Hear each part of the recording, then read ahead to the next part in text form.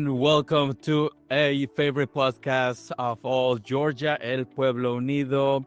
Thank you everyone for joining us. Buenas tardes. We have a great packed episode with many great guests, conversations really important of what's happening in the month of September and what's currently happening in the month of October.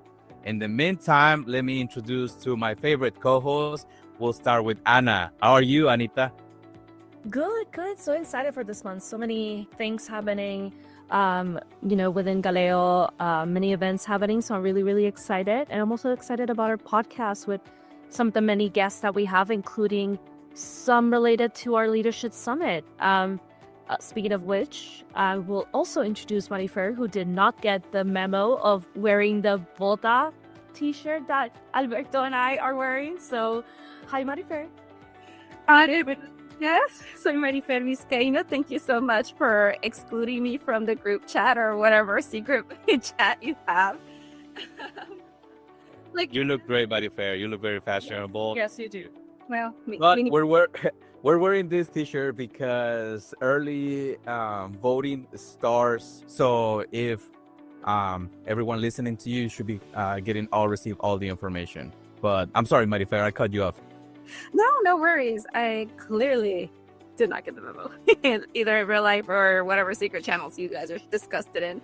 But it's also the end of Hispanic Heritage Month is upon us. So a lot of GALEO events are happening this month. So we want to make sure that you guys are included and aware of them. But we'll bring more information about that later on in this episode. Until then, somos El Pueblo Unido, and we will be right back.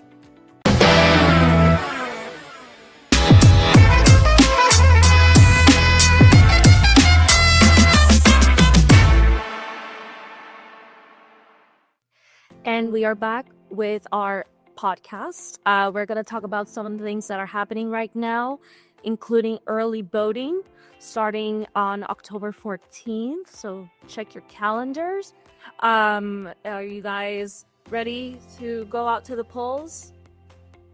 Yes, every time I encounter a member of the community, I tell them to check the official site, mvp.sosgeorgia.gov, to find about polling locations, times, and as you mentioned, Anna, it'll be October 14th, so it's a very important date. But we also have other dates to remember, right, Marifer? We do. And the day following on the 15th, October 15th, we are having our Hispanic Heritage Month luncheon in Norcross. So if you would like to attend, learn more about GALEO, what we've been up to while supporting us as an organization, please join us on October 15th in Norcross. We will have a great time just exploring what we do as an organization and all the shenanigans that we do to make our state better. On your screen, you will see the invitation, which is at the Crown Plaza, Norcross, starting at 11 a.m. Yeah, no te lo pierdas. Registration is still open, so we'll make sure to post the registration link linked in the details of the episode. Yes, and go to our website to buy the tickets, or message me. Yes, I'll send you links. And also, speaking of the invitation, happy Hispanic Heritage Month. I know we're almost at the end, but it's never too late or never not enough to celebrate our culture. So yeah, happy Hispanic Heritage Month. Yes. There's been a lot of fun events happening across the state, in the community. I've been attending to some. Great food, great music. Yes, and if you want to see what we've been up to, you can also follow us on social media, where we share all the photos of where we are in Metro Atlanta or in your pockets of the state. Mm-hmm. And if somebody likes to take the leadership into building the next event for next year, where they should go to learn about those skills?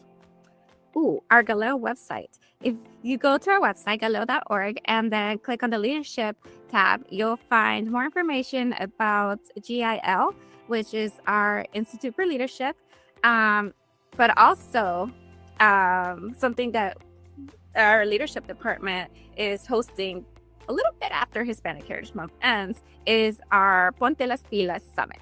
So that is on October 25th, starting at 9 a.m. to 4 p.m. We have great partners that are working with us where we'll be hosting at St. Luke's Presbyterian Church in Dunwoody. So buy your tickets at bit.ly/Ponte las Pilas Summit 2025 or visit our website to purchase your tickets. We'll have an action-packed day full of learning. Sessions include networking, how to land a job, what happens at the state capitol, and how are the events going on around us impacting our daily life as Georgians. Are you guys excited? Are you guys attending? Yes, of course, I'll be there. Good. I am so excited for my first leadership summit. It's a great time, and we really learn from a lot of our facilitators, but all of our attendees too, and their stories. So if you're interested to develop your professional leadership and just civic skills, attend our summit and bring a friend. You don't want to do the good luck. Exactly. But that is all that we have here at Lo Que Nos Importa. We will be right back with our special guest, Peter Hubbard.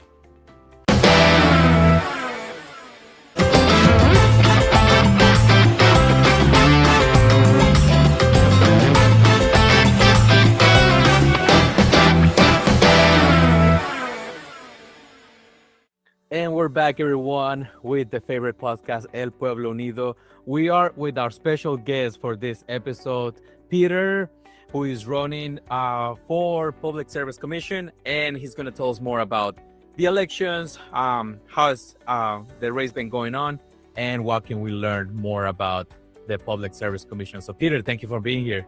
I'm very happy to be here. Thank you. So we'll start, let's get ready with the meat and potatoes of everything. So for our listeners that are not very familiar with the Public Service Commission election, what can you tell us about it and why it matters for everyday Georgians? The Public Service Commission election that is this November 4th is so important because the PSC regulates how much you pay on your power bill directly if you're a Georgia Power Company customer, and indirectly if you pay to an EMC or your city for your electricity. And it's also important, the PSC, because it determines where our energy comes from. If we're going to keep burning coal and gas, or if we're going to do the things that will lower our power bills and clean up our environment, like solar and other resources. So the PSC is very important from that perspective. We haven't had an election for the Public Service Commission in more than 4 years, when we should be having them much more regularly.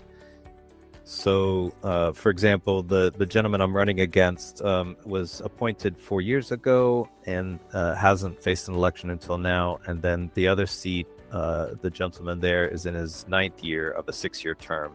So it's important as well to have the people with a voice and determine who their commissioners are. And so because it's important on what we pay for our power bill and how we get our energy, that's why this election is so important. Thank you, Peter. 9th year in a 6-year term. I'm still trying to wrap my head around how that's even working. But before we even get into that, could I just ask you, I know that your background's a little bit more in clean energy, and you're an expert when it comes to this field, but what inspired you to run for the Public Service Commission, and can you expand on why this race is so important? It's a really great question. The PSC, and the reason why I'm running is because you're right, I do have a lot of background in looking at how to develop these power plans on where energy comes from. And in the last 3 years, I've been an energy, solar energy and battery project developer, someone who brings those projects to market and figures out all the different ways that they can succeed or fail. And I've also been a clean energy advocate over the last 6 years, and that's where I got involved with the Public Service Commission, is preparing long-term plans and comparing them to the plans that we have here in Georgia, and realizing that we could do a lot better. I think that's where a lot of my motivation to run comes from, is just seeing we're that we could lower our power bills, we could clean up our environment, and we could share more equitably a lot of the God-given energy that comes to us from the sun every day, we can unlock more of that and use that to lower our power bills and do right by our environment. And that motivates me. And also just the fact that we need a voice on the commission that we haven't had in some time, that will truly listen to the voices that are crying out saying we need some relief on our power bills. I think that voice hasn't been heard, and I that's a motivator for me as well to run for office, so that voice can be heard on the commission. Thank you so much for, first of all, educating us about this very important position and the work that it does. So, taking into account everything that you just mentioned, why do you believe you are the best candidate? Well, I think that I've shown a dedication. I've been volunteering for 6 years in 4 different power plants to demonstrate, and in a very transparent manner. So I've published my analysis, and you can go and look at it on my nonprofit website. It's the Georgia Center for Energy Solutions. And what that demonstrates, that analysis, is that yes, we can lower our power bills, embrace economic development, and do it in a sustainable and responsible way without sacrificing reliability. And I see all of those things are very much possible, but they're not being implemented at the commission. And I think that's a large reason why I'm the best candidate for this position. Is I know through my industry experience and commercial deployment of power projects that there's a lot of really great resources that we should be embracing here in Georgia, but we are not, and that is causing us to pay more than we should for our power. Things like solar, but also once we have enough solar, we can aggregate them together with software and avoid building entire power plants, and that's a huge savings. So I think the reason why I'm the best candidate is because I have a theoretical, but there's also a practical and deep well of knowledge to make sure that the plan I'm putting forward will be successful and that it actually does what it says it will do, which is lower power bills and clean up our emissions so that we're doing something about climate change. And I've been very clear about that and transparent, which is more than, for example, the electric utility. They're not as transparent as even I've been. And I think that is what I've done to make sure that the public knows that I'm doing this in good faith. And, again, you can check my homework and my receipts. That information has been published. And I wouldn't be, so confident in doing that if I weren't, if I didn't know this to be the right path for Georgia. And I'd just like to see us on that path much more aggressively than we are. Just as a real quick addendum, we only have about 7% solar in the state right now, but we're a very sunny state, and it's a very low cost resource once built. We could be at 30, 40, 50%, and that would absolutely help us with a long-term power prices, as well as even inviting some of the new economic growth that's coming to the state that wants clean energy resources. So long answer, but that's why I believe I'm the best for this position. Hey, long answer, short answer. I'm sold, Peter. And that's why we at GALEO Impact Fund are very happy to endorse your candidacy for the PSC seat. And jumping a little more into the utilities, you mentioned Georgia Power. Where do you stand in holding utility companies accountable to the Georgians that pay taxes? Great question. And it will help to give a bit of context. In Georgia, we've decided that the way we're going to do energy is we don't want to build double set of wires. That would be duplicative and that's costly. So we build one set of wires, and then we give one electric utility the monopoly to deliver that energy, to generate it, transmit it, and deliver it. And the trade-off is that we have a public service commission, a regulatory watchdog that makes sure that whatever they're paying for and investing in, it's just and prudent and is in the interest of ratepayers like you and me. And what I think is that Georgia Power Company has taken advantage of a pliant Public Service Commission that when they present a plan, that plan is largely accepted without many changes at all. And those plans are very much based on fossil fuel infrastructure and what is going to maximize profits for shareholders. And that's very clear. That's been the thrust of all of my expert witness testimony in the last 4 power plans. And just as a very concrete example, if we just adjusted Georgia Power's profitability metric, which is incredibly high, it's about 12% of everything they build. Even when those projects go over budget, they get 12% on those cost overruns.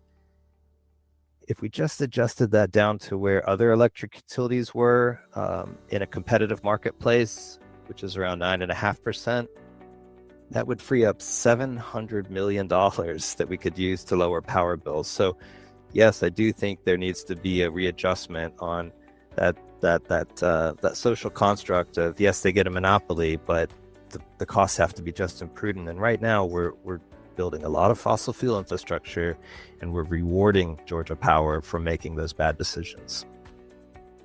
Interesting. And I know you've mentioned moving away from fossil fuel, well, not necessarily moving away from fossil fuel, but including more clean energy sources in Georgia. What else do you see your vision for Georgia's energy future? Sure. So the reason why I focus on solar is simply because, there's a reason why, not just in the US, but worldwide, 90% of what was built last year is solar and wind and batteries. It's the renewables and the batteries. So solar is just the cheapest resource. Again, once you build it, then the fuel is free for the next 35 years. That's how long a solar power plant lasts. But there's other things we can do. One is, I hinted at this, but if you have, for example, a few thousand households with solar panels and maybe even a battery in their garage, or an electric vehicle that can help charge the house, you can aggregate those different rooftops and batteries together, and they act as if they were a virtual power plant. And then you can avoid building $1 billion power plant simply by orchestrating those resources together with software. It's almost as brilliant as with Uber. They realized, hey, cars just sit there 93% of the time, so let's use those cars when they're not being used. There's really smart innovations like that. Those are solutions, and there's many more that are just sitting on the table that we could be using to welcome or at least accommodate load growth from data centers, or people wanting to move to our state, or new businesses like Hyundai or Q-Cells or Rivian or whoever, without building the fossil fuel infrastructure. There's really great ideas, and they're just not being implemented, and it's costing us, and we're seeing it in rising power bills over time. So there's other solutions, including sharing capacity with our neighbors and other kinds of demand management schemes out there. But just using the grid that we have more efficiently can go a long way to avoiding building new infrastructure. Just use what we have better. Thank you. Staying on the topic of, weather and energy, how do you think the Public Service Commissioner can better prepare Georgia for extreme weather and grid reliability issues? That's a really good question. And so when I talk about solar, it comes in many flavors. And one of those flavors is not just the rooftops and for residential customers that I've talked about, but also community solar, or places like schools or community centers, or even just a few acres where you might have resiliency centers. So we've talked about that in some detail in other contexts.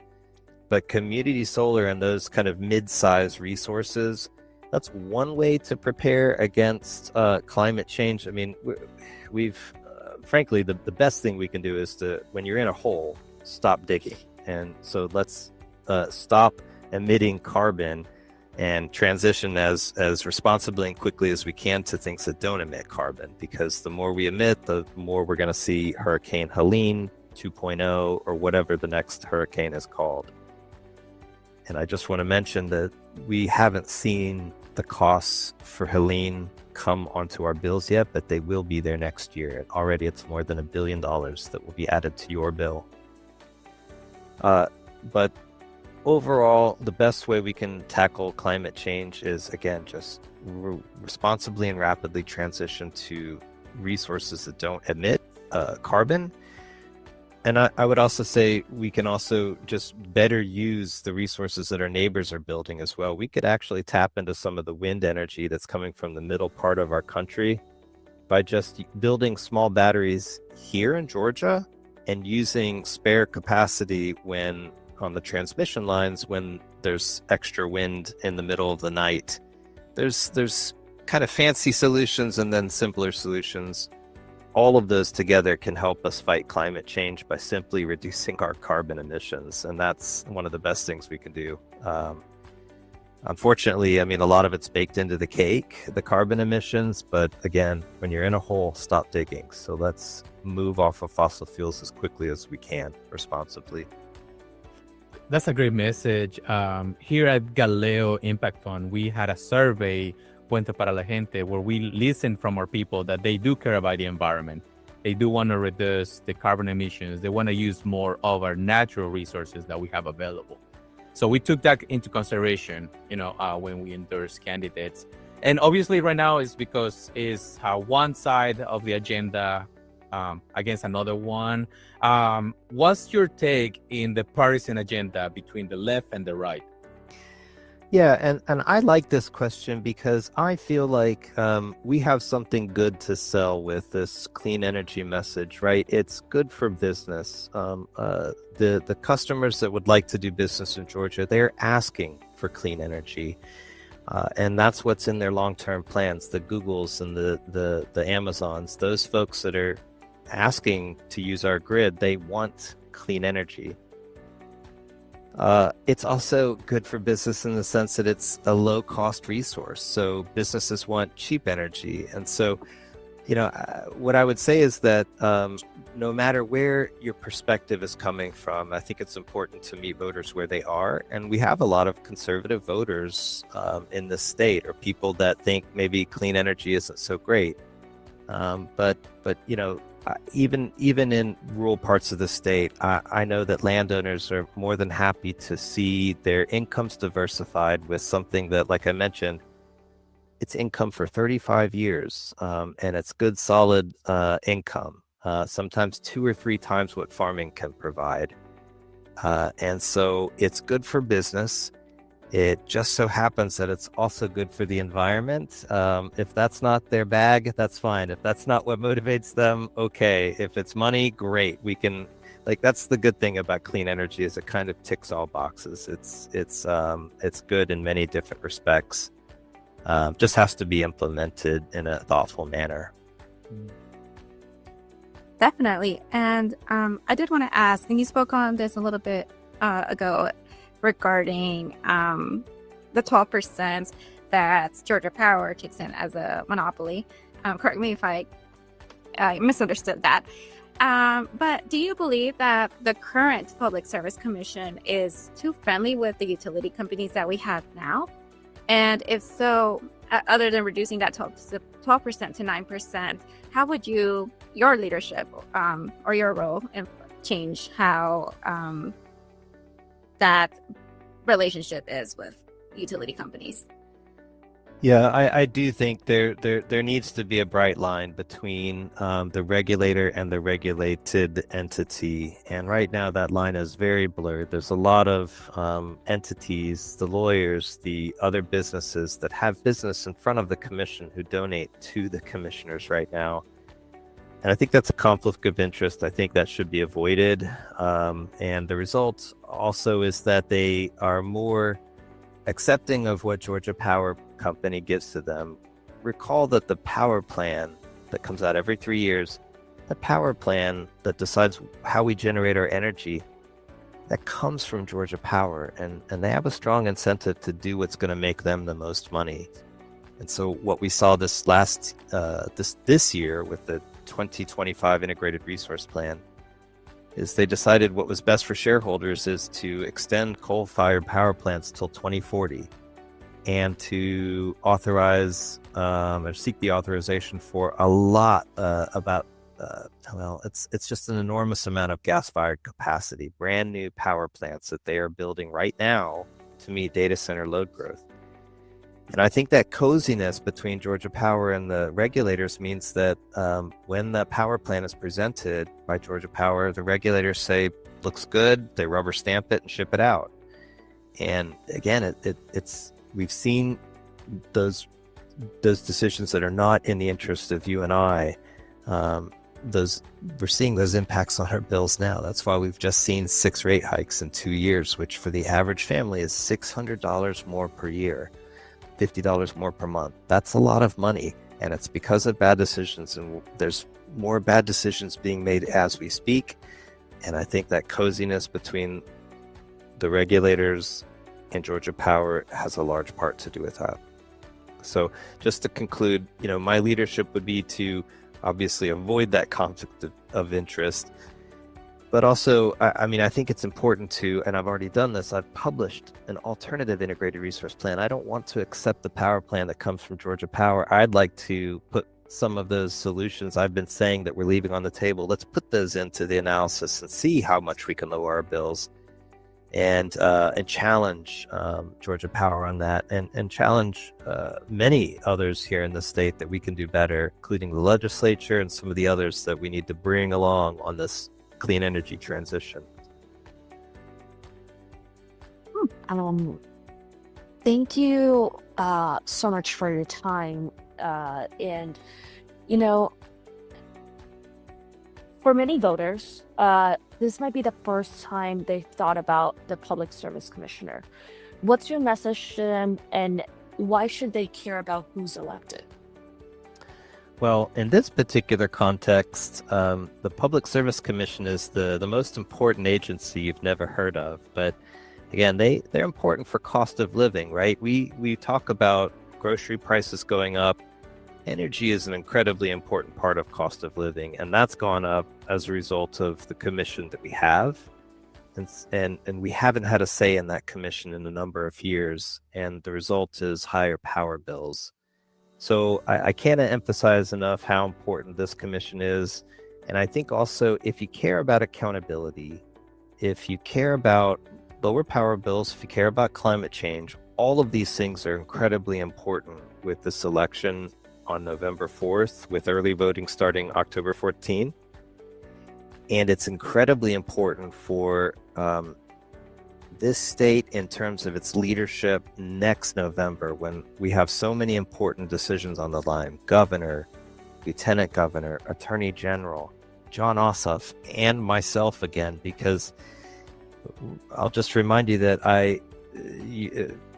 at the very beginning of this, we were talking about one of the commissioners is in the 9th year of his term. That's because we haven't had any elections in a long time. This is the first chance we've had at accountability, and that's why it's so important for all voters to engage, because this is our power bills and our environment and our children and grandchildren's future as well. And that's what's on the line with this PSC election, as well as showing strongly our turnout, and that we demand accountability at the Public Service Commission and in our leadership. That's what's on the line in this election.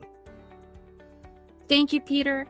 And you're right. This is the first time I hear about this election. I mean, at least in recent history. And it's important that we're educated on what it entails, what it will do for a lot of Georgians and for the future of our state. And for the future of our kids. What we do now will determine what our kids' future will look like. And I also want to ask, before we go, how can your listeners get more involved with your campaign or learn more about this election? Well, just your awesome listeners who are listening to this podcast are already doing a great job, because they're showing engagement with awesome groups like GALEO Impact Fund, and so just spread the word. I think that's the biggest thing that you can do to get involved. Is the start is just getting that seat at the table. And you should know that anyone anywhere in the state, if you're a registered voter, you can vote for both of the Public Service Commission seats. So that's Dr. Johnson, Dr. Alicia Johnson, who's also been endorsed by GALEO, and then also myself, Peter Hubbard. So you can vote for both PSC candidates, and you can tell 10 of your friends to vote for both PSC candidates, and that will have an immense difference in this low turnout election. So please do that. And as far as just staying engaged, what I would say is that once we have a seat at the table, what I'd like to do is I'll be on the ballot next year, but I'd like to continue the outreach and demystifying the Public Service Commission. Why is it important? What does it do? And why should you continue to keep engaged? And where are we on this transition to lowering our power bills and clean energy? So I think you'll see a lot more of that once we get past November 4th. But even just in the last month, the best thing that folks can do is to just remind their neighbors and friends that there's an election that begins October 14 and ends November 4th. And please come out and vote.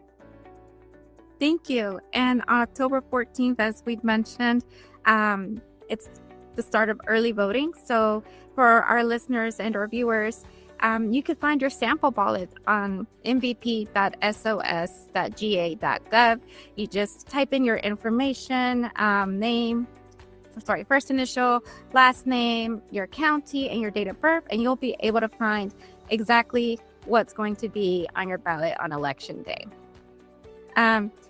Thank you so much, Peter.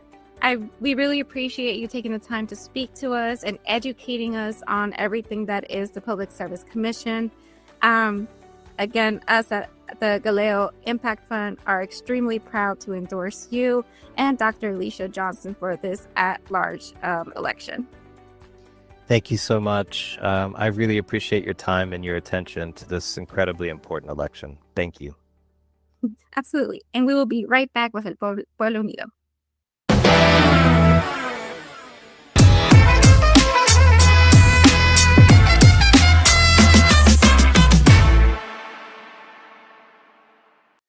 And we're back, everyone, to the Latinos in Acción section.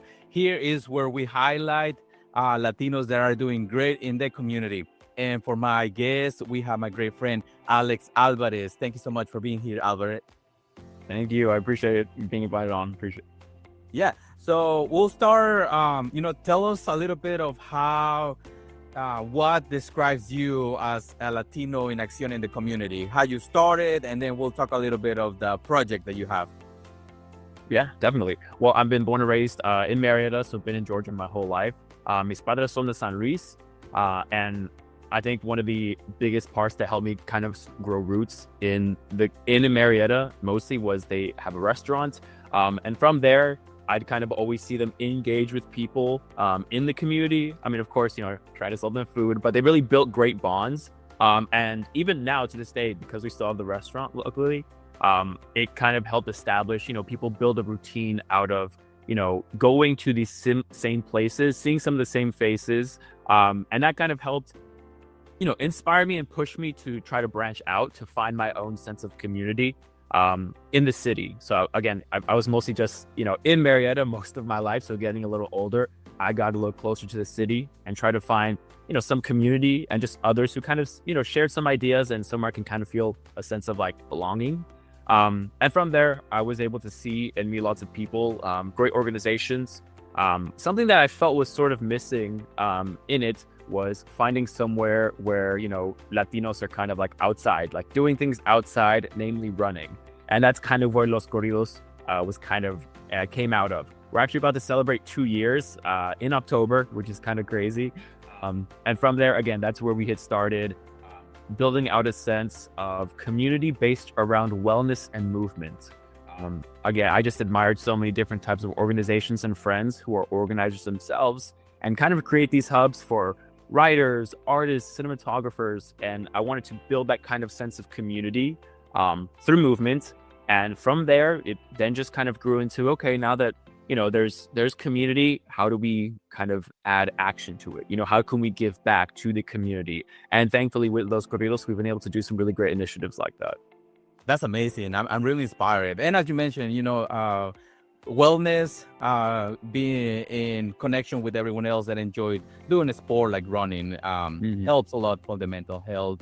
And as you mentioned, you're coming out with the second year celebration. We have a few pictures that you have shared with us about the groups that have run with you, but explain a little bit what we have for the second anniversary celebration coming up, or what other events in the past Los Corridos have been able to help. Yeah, well, honestly, I think we really blew up with just a lot more organizing and seeing how we can collaborate as well. The last couple of months, obviously, just with everything going on in the country right now for immigrants, one of the biggest events we were able to work with, and shout out to the other run clubs that we were able to collaborate with, Move Peach, Go to ATL, and Balance Running. All three of us have this really strong sense of identity with supporting Latinos and immigrants in the community. So I'd had the idea of getting all of us to kind of come together to be able to have this big collaboration solidarity run. It was really big, much bigger than we thought it would turn out to be, but it was great. I mean, it meant so much to everyone to, again, kind of, gather together at times that just feel, very isolating, and it's easy to get caught up in, not feeling like you have people to reach out to. And, again, I think with that event, it really helped drive forward, giving us a sense of knowing, how could we use, this time that we gather together to also, make change and support and help our community. In the past, we've been able to hold like a toy drive last December for Vecinos de Buford Highway. We have 2 runners in our community who are educators. So over the summer, we did this big school supply drive where we collected a bunch of school supplies for the classes, which was really great. And even now, so for our 2-year anniversary, again, we're going to have a celebration, like, una fiesta, basically, a run, of course, too. But I wanted to be sure it had something that can still help impact and support the community.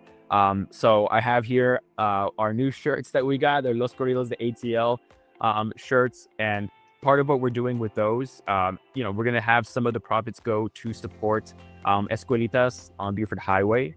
They just have a great initiative what they're doing to support and educate the community in Latina history, and just overall their rights. And it's great what they do. And again, one of the biggest things that I keep trying to brainstorm and think of is, when we find kind of that power in being able to collect and go out and run, again, just how could we make it so people have something they can take away from it too, whether it supports their overall wellness, which will help them and their community and their family and have a good impact, or give them kind of resources or ideas, or things they can kind of bring to the table as well to be able to support the community in different kinds of ways, whether it be like donation drives, different types of collections, or even as we gather together, we also try to have different resources available too for the community to pick up on any of the runs we go to or events that we plan. That's amazing. Yeah, I saw the pictures of the group pictures, and everybody looks very friendly, very welcoming. So how can you tell to somebody that is curious, but as soon as they hear running, they might be like, well, I don't run as fast, I don't know if I have the right equipment. Just tell me, like, how can a newcomer will join Los Corridos? Accessibility is a huge thing for us too, and we also pride ourselves in being sure that we maintain a sense of openness to everyone. One thing that I like to say right before we take off for a run or walk, because we also have people who walk with us. All right. Every pace has its place, and it's not a race. Just have fun and have a good time. So if running's not your thing, and trust me, we get that a lot. A lot of people will say, listen, like, I love what y'all do. It's very cool, but I don't really run. Like, apenas puedo, like, hasta the mailbox, and like, I'm done. Like, that's my for the day. But again, like I mentioned, we also have plenty of people who come to walk with us as well. We've had lots of people who maybe it's their first time coming to join us. And honestly, we're pretty open to everyone and anyone coming out. Whether you're going to come to walk, you could walk it, you could run it, you could sprint it, just don't, and I tell them don't skip it. It's pretty open to everyone. And if, again, maybe running or walking isn't particular a thing, or you can't make an event, we also try to have hikes as well, especially with fall coming in. most people don't like to run when it starts to get cold, but lots of people are super open to hikes, and Georgia just has accessibility to so many places as well. So if running is really your thing, come join us for a walk or a hike, or even for socializing after. The best part of Los Corridos runs, that I always say, isn't really the running. It's the, sharing cafecito, having some food afterwards, and just hang out with everyone. That's amazing. And tell us about the 2-year anniversary coming up. You have the dates already. Where can people find more about it if they want to join? Yeah, definitely. So we just locked down on the location. We actually have a residency that we work with, Recuerdos Cafe, shout out Ivan, at El Ponce. So this is going to be, the 2-year anniversary is going to be October 18th. It's going to be a Saturday at 9. And we're going to have, again, a little run at the start, but afterwards, this is kind of exclusive because I haven't really shared it a lot, but we're going to have like a sort of loteria game night, but in the morning kind of thing. And another great way that I wanted to add a level of giving back to the game night, no va a ser por dinero, not technically at least, but the idea is going to be, you can come and join us, play some games, and por cada carta, for every card that you're going to use, you can either pay with like a mile. So, and it's an honor system, we don't tally them up, but kind of, you pay with being able to go out and run or walk a mile. Or you can donate $5 to different types of organizations in Atlanta that support trans community immigrants, and just, other organizations that are doing great work in the community. We're going to share more details pretty soon on it, but you could find everything usually on our Instagram at los_corridos. Usually you can find access to different types of races we have. All of our events, we always post them every month. And any questions, usually we're pretty open to just DM or commenting anything just to learn more. That's amazing. So Alex, thank you so much for joining me, for explaining what Los Corridos do. Again, check out the merchandise. It's really amazing. You have not just t-shirts, stickers for your water bottle. I don't know, maybe hats coming up, shorts, socks. More coming out, yeah. Although pretty soon. We get a lot of questions because how about like wristbands and sweatbands, like all these things. So yeah, we're definitely cooking up some more stuff soon. To also kind of help share, about who it is that we are and what we do. Amazing, Alex. Well, thank you so much for joining El Pueblo Unido. And again, check out Los Corridos. El Pueblo Unido. We'll be right back. I appreciate it. Thank you. Do you want to learn new skills that will help you with your professional development, but are not necessarily taught in the classroom? Well, I encourage you to go to the Ponte las Pilas Leadership Summit, where you'll learn interviewing, networking, and other skills that can help you land your dream job or internship. So scan the QR code or go to the link in the bio to get your tickets now. Ponte las Pilas.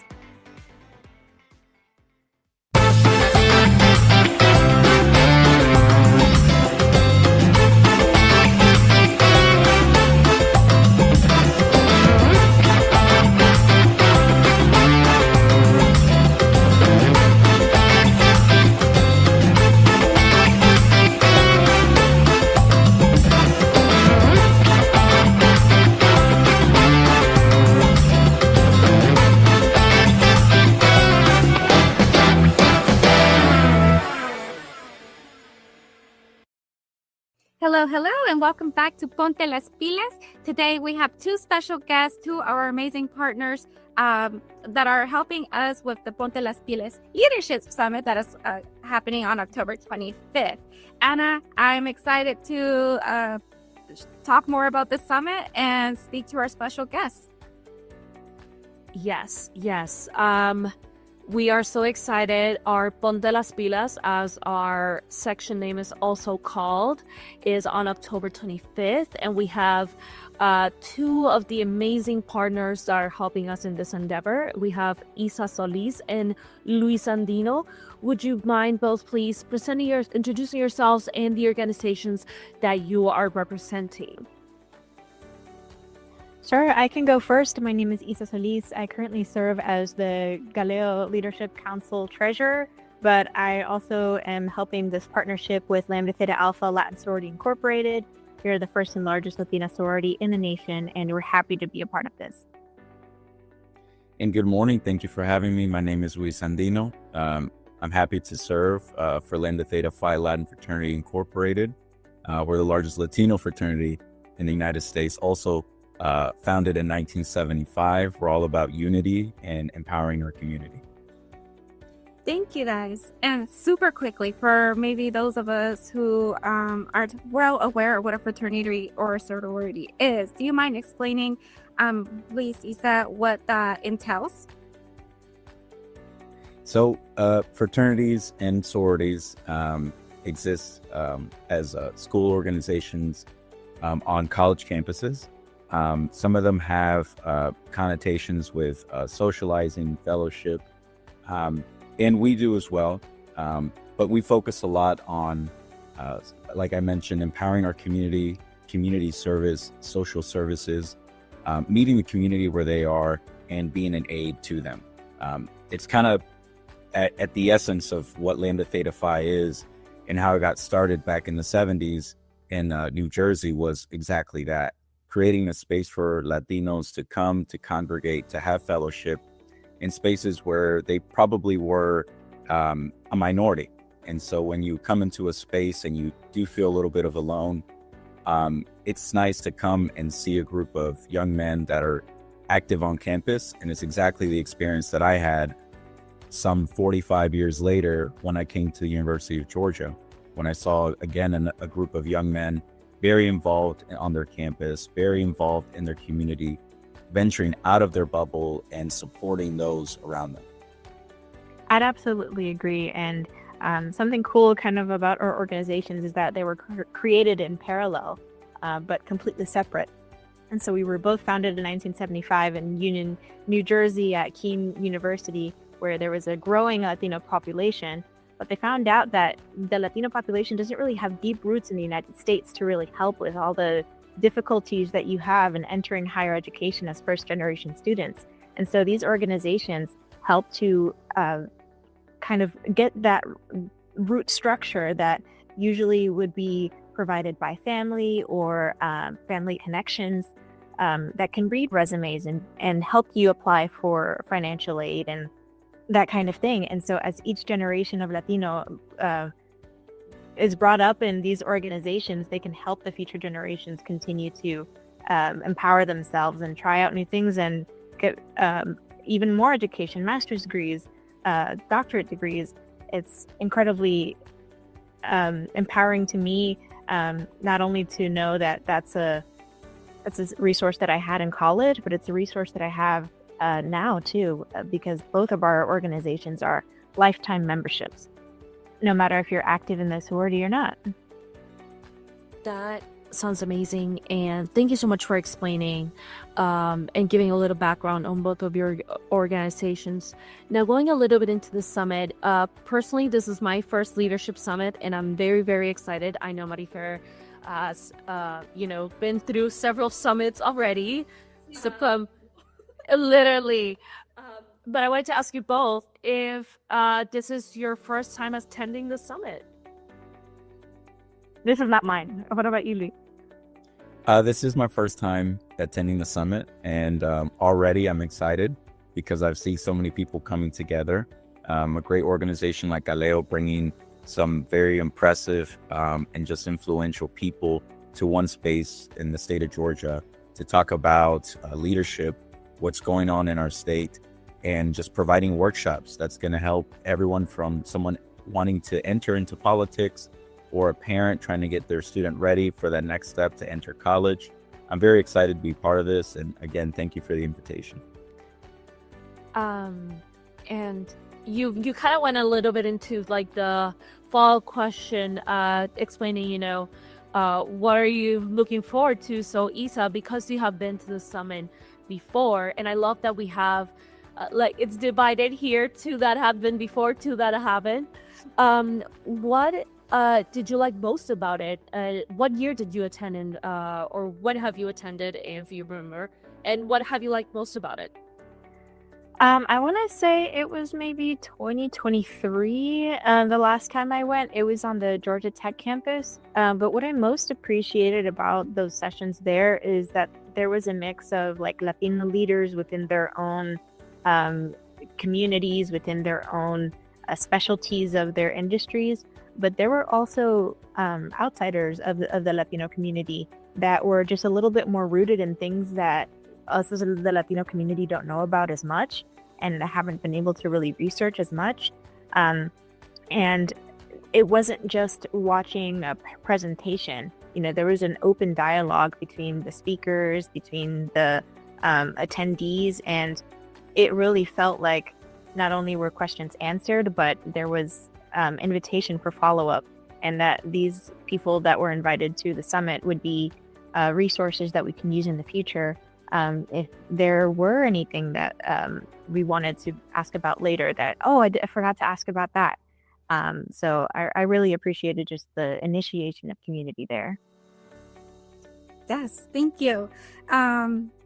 And you guys kind of touched on this, but you guys are, your organizations respectively are both very involved in education. So when we were thinking of who to invite as partners, it was very important that we were intentional in having organizations that were deep rooted in our community and had that connection that you bring when we have these facilitators at our summit and all these sessions. So with that being said, you have a large network. And can you speak a little bit more about the sessions that your organization is spearheading at the summit? Yeah, absolutely. We've been given the privilege to have 2 sessions. Like you mentioned, we do have a lot of people that are involved in education. We have people that are principals that work at university campuses, assistant principals, teachers. And so we'd like to go ahead and bring from our experiences back to the community, right? Back to those students that we were at one point that were, probably entering campuses for the very first time, or share that first-gen experience with the rest of the community. So we will be participating in a Spanish session, Construyendo Futuros y Cómo Apoyar a Tus Hijos en Su Educación. It's an opportunity for parents to go ahead and learn a little bit more about their child's educational path and what it could look like and how they can support.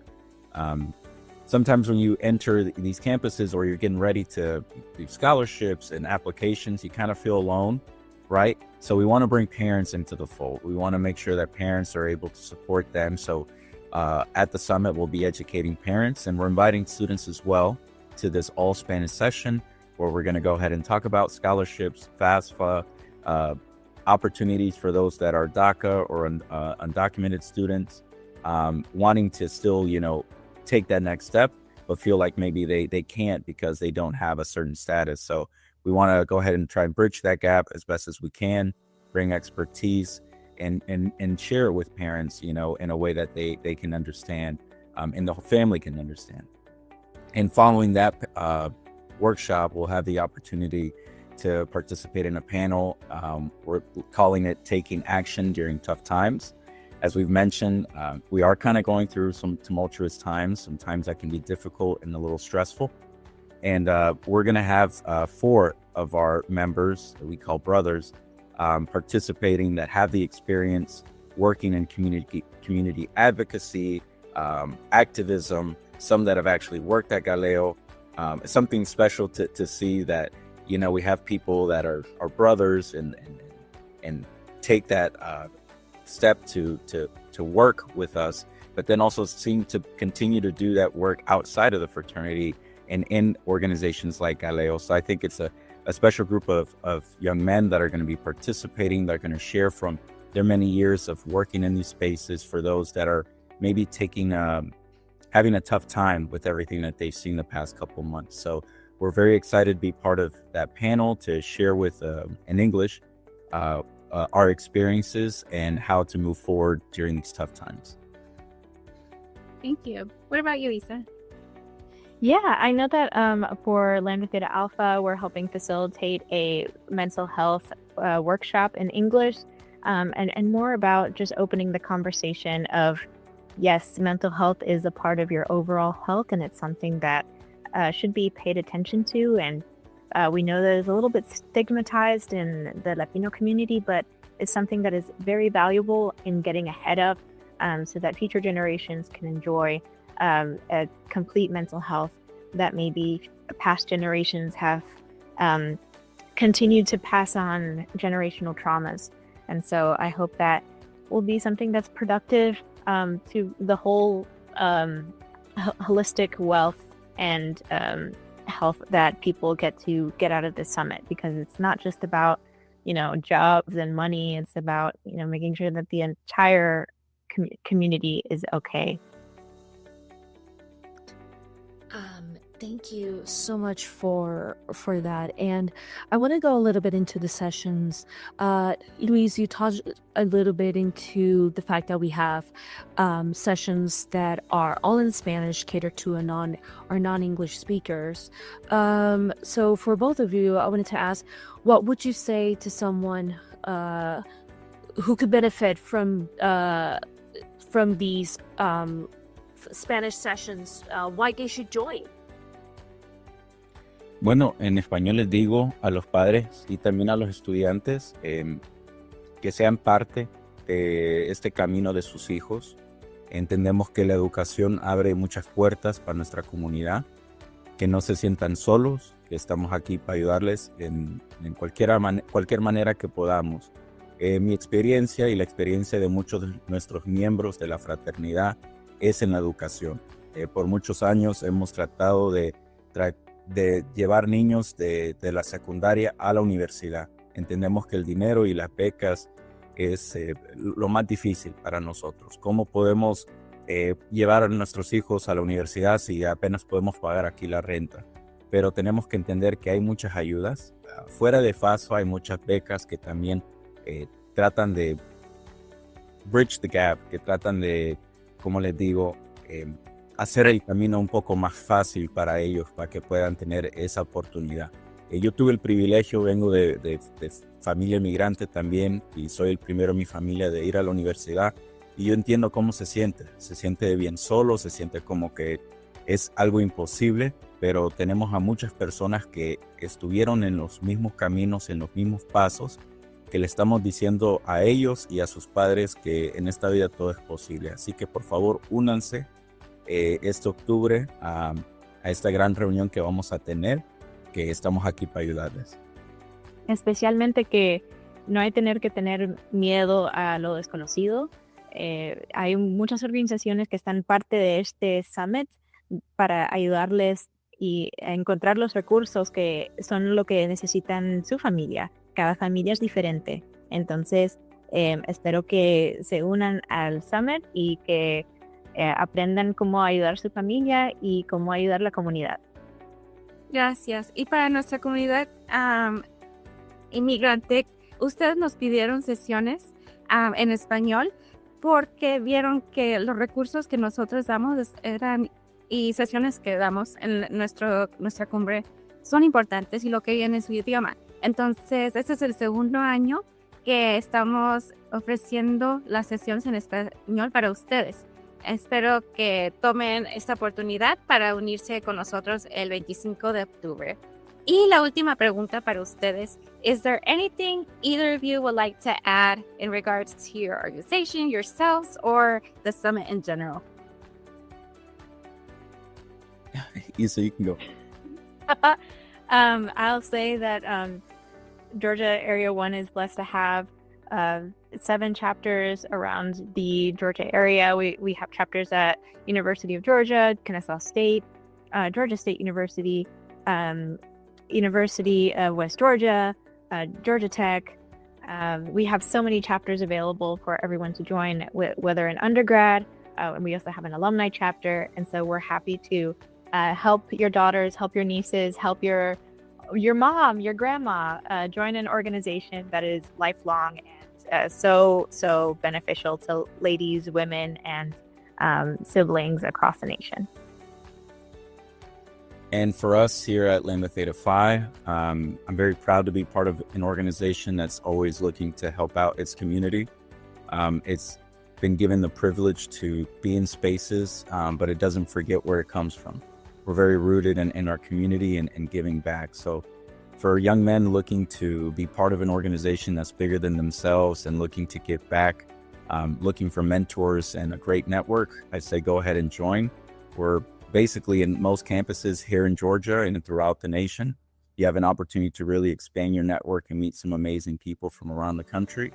But also, like Isa mentioned, we also have an alumni chapter, which basically means, yes, you've finished college, you didn't join a fraternity, but you still have an opportunity to join ours.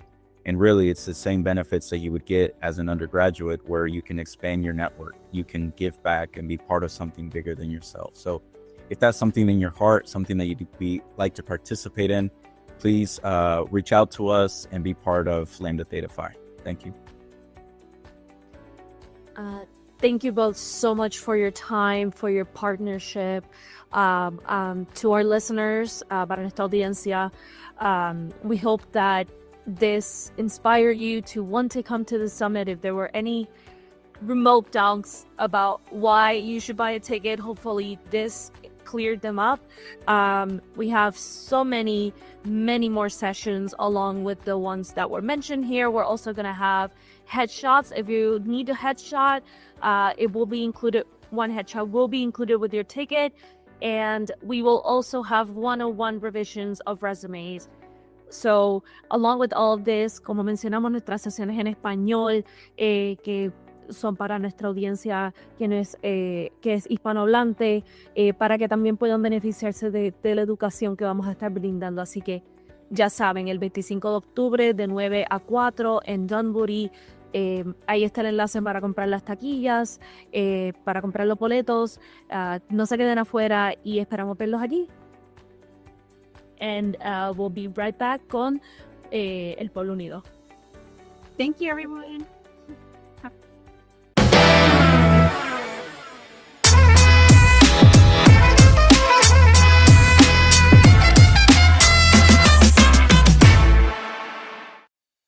And we're back. Hola, hola, friends. Gracias por estar aquí con nosotros. Soy Racén Jiménez, otra vez aquí con mamá, tápate las orejas, la pinche política. Today, we're talking to an amazing Latina whose advocacy work for the Marietta and Cobb community has led her to run for office. Bienvenida, Nicole Tirado. Hola, Francis, ¿cómo estás? Muy buenos días. Muy bien, estoy muy bien. Gracias por estar aquí con nosotros. ¿Nos puedes contar un poquito about the seat that you're running for, your background, and specifically what motivated you as a parent, Latina, and community advocate to run for the seat? Sí, claro. So thank you for having me. I'm super excited to be here. So I am running for the Marietta School Board. I am representing Ward 2. And when I win, hopefully I win, I'll be the first Latina to represent our community. So I moved to Marietta. I fell in love with the community. It's super supportive. It's very diverse. It reminded me of home. I grew up in the Bronx in New York City. And so I loved it. And when I started getting more involved and serving in the school and going to school board meetings, I started to realize that there was a lack of representation, not just for Latinos, but for the community in general, right? And so I think, ahora es el momento para luchar, especially our community is under extreme attacks. And I'm running to fight back against the chaos of Washington. This was not in my plan. I'm a single mom. I was perfectly fine canvassing, donating, going to webinars and being behind the scenes and just helping all of the candidates that run. But llegó el momento que yo decidí, no más. Like, yo no puedo. I saw who was running and they were opposite of the values that I have and the people that I know in our community. And I said, llegó el momento to run para luchar. Entonces, that's why I'm doing this, to really fight back against the chaos of Washington that is trying to create biased education. And Marietta has an extremely strong school district, but we just need to have more representation and voices in the room so that our $167 million budget, how it's spent, is decided by the entire community and not just the small minority that has had the money, power, and privilege for generations. And that's very true. That's a lot of money involved in various schools. So what are the demographics of the student population in Ward 2? Yeah, so in Ward 2, it's a good split. So we have 30 to 40% Latinos, 30 to 40% Black, and then 30 to 40% white, depending on average. So it's a huge split, right? But unfortunately, our representation does not look like that. And so that's really why I'm running, because I want to come to the table with voices they may not know. And I think that, we all lead with good intention, but it's one thing to represent a group. It's another thing to be from that group and then represent it. And I think me having the lived experiences of a single mom, of a Latina, of a person within the community, of a person that, I've lived in New York City. I was born and raised in New York City. I've lived in different places. And so when you have different perspectives, you can approach situations with that very perspective, and you are able to represent people from multiple groups and not just based on, you know, what you've seen your entire life. Exactly. You kind of go like those horses that are in the in downtown with, you know, just looking forward, not even looking at anywhere else, right? We need you out there. Perfect. So, you know, para los que no saben, I kind of had to look it up too. So what would a school board member do? Yeah, so that's a great question. You know, so as an elected official, we are the bottom of the ticket, right? Like if you ever want to run for anything, like school board is the first entry level place. And when you think about schools, like some people were like, oh, you're running for PTA, like you're doing a PTA thing. And I'm like, okay. And I think this is the opportunity that school board members have, right? So a school board member is the liaison between the community and the vision of the school district. So when you think of a district, right? So like our district priorities and the vision is set by the school board. So there's in Marietta, there's 7 different wards. And of those 7 different wards, there's one person that represents each ward. That, how do I say, that group of people, those 7 different people are supposed to be representative of the community, and they set the vision, which then the superintendent carries out the mission with his principals or her principals to all the schools. So the school board representative, for example, you'll probably see most recently in our district has been responsible for the book bans. So currently in Marietta City Schools, there's 27 book bans and then curriculum removals as well. So, you know, when I see that, I can't help but see the connection to Washington and how Washington and Moms for Liberty have banned books all over the country, with the exception of, I think it's 5 states. We are in the middle of, from October 6th to October 5th to the 10th, we're in the middle of banned book week. And when you look at those books, they are Black and brown voices. They are voices and authors and situations and experiences. There's one book that was banned that I know, you know, talks about hard topics. And I think for me, when you have a school board that's banning books based on, especially in Marietta, based on, you know, guidance from Moms for Liberty or guidance from their particular faith, it's not right. It's not right. Public school is for everyone. And so everyone needs to be reflected. Every child needs to feel seen and heard. We talk, and the other thing that I will tack onto that when you talk about school board, you know, right now we have a crisis of gun violence across America. Gun violence across America. The #1 leading cause of death for kids is gun violence. When I was growing up, that was not the case. And, you know, people with the thoughts and prayers, yes, cool. You want thoughts and prayers, that's great. But we need to do more than that. And school boards have the voting power to do more than that, to allocate funding to measures that will help kids. And I think when we're removing, and this is going to be a stretch, and some people might think I'm crazy, pero está bien. But when we remove books, right, of authors that look like us, of Black and brown authors and different faiths and different identities and all that, when we remove those books, right, and these kids do not feel seen and heard now in school, mentally, that does something to them, right? So now you have that compounded on top of the fact that Marietta City Schools does not certify at social emotional learning teachers. That's not a priority right now. We don't have any we don't have an initiative that's pushing that, right? So now we don't have teachers to meet kids where they are. And so now what kind of environment are we having? I'm not saying that's today, but in 5 years from now, 10 years from now, if this continues, we're going to have an environment where kids don't feel supported. They don't feel seen. Teachers, you know, bless them, they don't have the tools or equipment to meet them where they're at. And so are we breeding the next generation and continuing this generation of mass shootings as being something normalized in our schools because we're not supporting these kids? We don't want these kids to grow up with hatred in their hearts and come back to the schools as mass shooters. And we need to have these real tough conversations and think about the small steps and incremental things that we're doing today are going to create the society that we have for the future tomorrow. So instead of banning books, we should be creating an inclusive environment. Instead of saying thoughts and prayers to things, we should be doing more and supporting our teachers in the classroom who are already overworked and underpaid. So there's just so much that the school board can do in connection with the community, not based on what they think or feel or what their donors told them to do or what Moms for Liberty told them what to do, but to really do what the community is saying and what's important to the entire community. Well, that's perfect. And we've seen with the book bans that we're going to be seeing a lot more history being repeated because our community, where everybody won't be, they won't be read up on. That's unfortunate. And I've seen from many of the social media posts that parents have been posting about the Marietta School Board about needing, expressing more transparency. And that kind of goes into what you were saying. Nos puedes contar, what's going on there and what you plan to do to make sure that there's more transparency from the school board? Yeah, so exactly this, right? Being accessible. So since the beginning of this, I have been extremely accessible. I've knocked on with a team of volunteers. No one is paid to do this. Almost 2,000 doors in our community. I have been on my literature. I share a QR code that goes to my phone number where you can text and call me.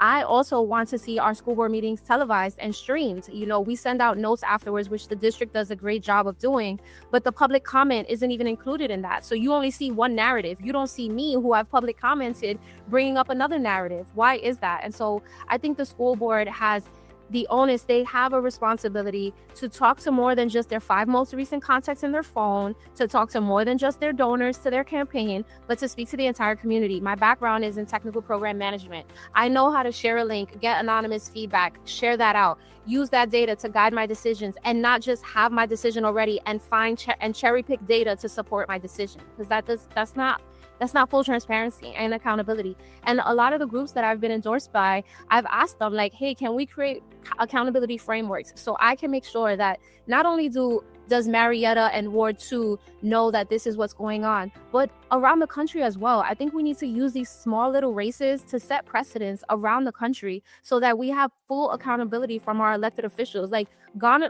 I almost feel icky saying I'm running to be a politician, and it's because we've had generations of politicians ruin the name of public service. And so we need to change that. We need to change the narrative. We need to start looking back and see, like, no, public service is about actually serving the community, being in the community, being transparent. Hey, I'm going to make a tough decision. 67% of my constituents wanted this. The other 33% that didn't want this, I know you're going to be upset with me, but here's why. And we just need to be fully transparent about that.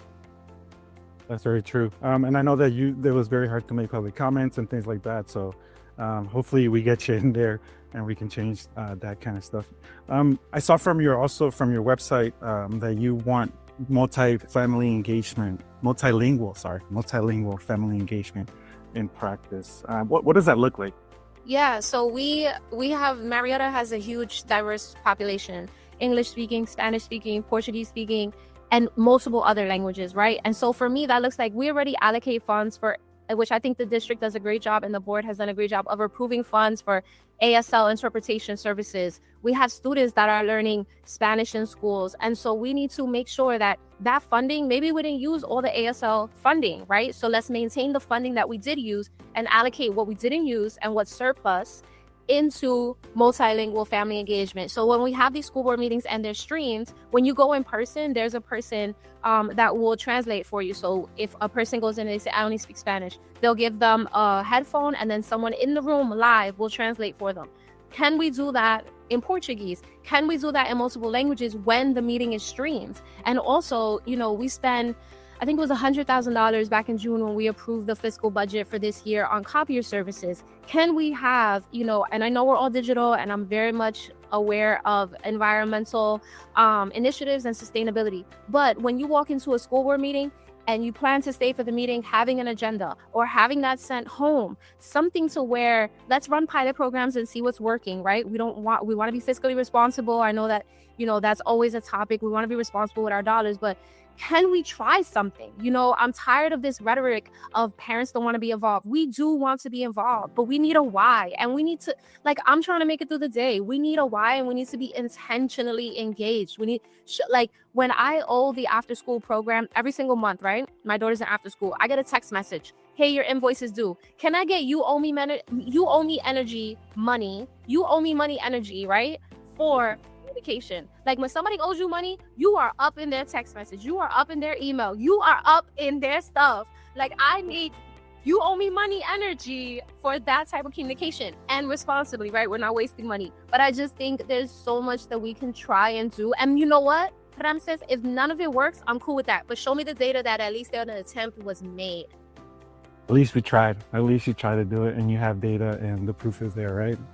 Definitely. And we've also seen that from a lot of our Latino community members where, the first language isn't English and they would like to get more involved, but the information just isn't there in front of their faces, right? So I'm definitely totally agree with you.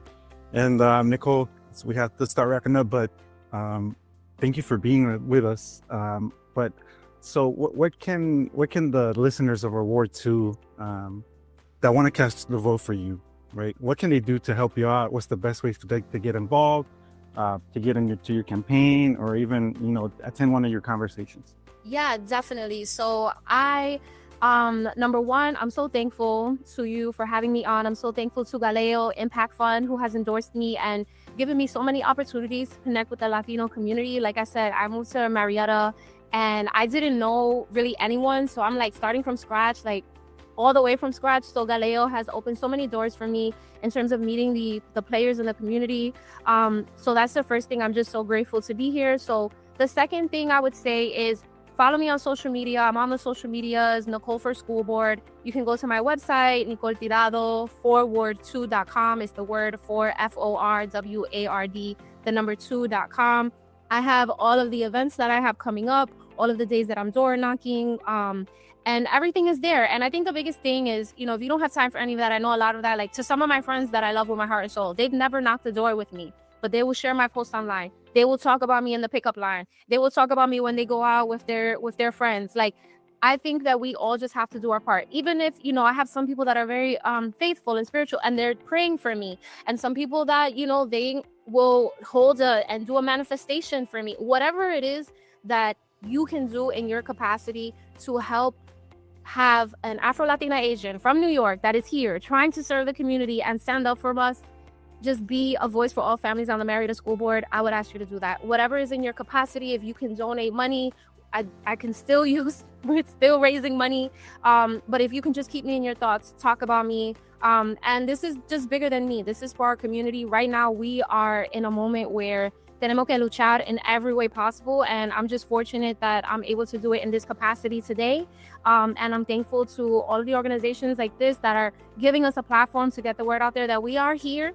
Tenemos poder y nos vamos a usarlo. Eso es todo. Muchas gracias for all of your work and for running for our community as well. Thank you, Nicole, for being with us. And to you all as well for joining me on La Pinche Política. I'm Ramsés Jiménez. Y recuerden, early voting empieza el octubre 14. Y también somos más de 500,000 elegibles Latino voters in Georgia. Entonces, tenemos poder, como dijo Nicole. Somos el Pueblo Unido, and we'll be right back.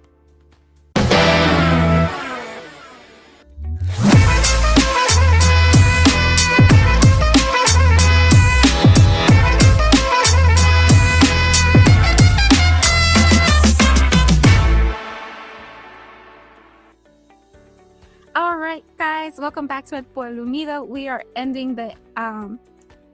approaching the end of our show. Ooh. This amazing episode. There's so much going on, so that's why I don't have words. Definitely. You heard from so many important guests from the fraternity, sorority, our guest, Peter Hubbard with the elections, Nicole. Who am I missing? Alex. Los corridos, get that energy. Yeah. I know he was like, come on, and I'm like, very welcoming. Yeah. But he did say people sometimes walk, and that really motivated me. I'm like, I could just go walk. And another place that you can walk is to our website, so you can learn about our endorsed candidates that we're going to have on the screen coming up right now. So you can learn more about them. As we said on the interview, October 14, early voting starts. And what else we have, Marifer? Yes, thank you, Alberto. Don't forget to follow us at GALEO Impact Fund and visit our website at www.galeoimpactfund.org to stay on top of everything regarding the elections and other important news in our state. Thank you so much for tuning in for another month.